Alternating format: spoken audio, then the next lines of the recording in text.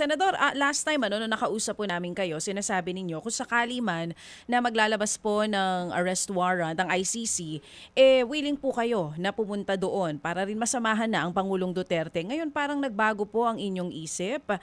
Senator, ano po yung nagtulak sa inyo dito po sa pagbabago ng inyong kaisipan?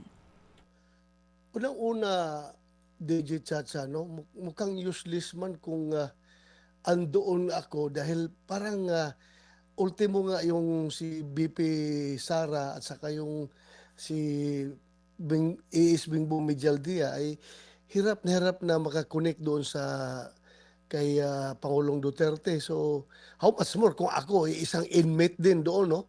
Paano kami magkalapit kung hindi kami pagbigyan na magkalapit.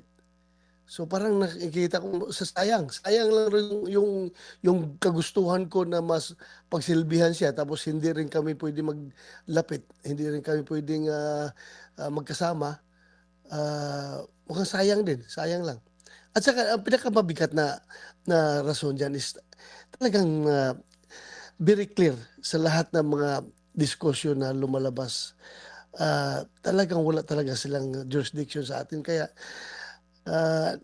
sayang lang yung kung magpapakustodiya ka sa kanila tapos hindi mo pala ni-recognize.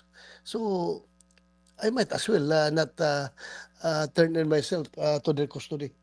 Okay. So, sigurado na po kayo sa desisyong ito. Nakausap niyo na po ba ang Senate President? Kasi nag-alok po siya kung sakali man daw po hihingi nga kayo ng tulong sa Senado, willing naman daw po sila na tulungan Y kayo. yan nga, that's my first option. That's my first option talaga. I will exhaust all uh, legal protections na puwedeng maibigay sa akin kagaya ng ino-offer ng ating Senate President. So, isa 'yan na talagang gagamitin ko 'yan, Mm. yung ino-offer niya. What are your other options, Senator? Bukod po dito sa sinasabi niyo, first option, yung po pwede niyong tanggapin, yung alok ng Senado, na tulungan po kayo, na doon muna kayo. What are your other options po?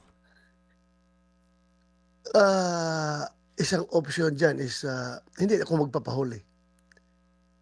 Hindi ako pagpapahuli sa kanila. Dahil, Kung insisting sila manghuli sa'kin kahit na alam naman nila na yung kanilang ginagawa ay walang legal basis, hindi pa rin ako magpapahuli sa kanila.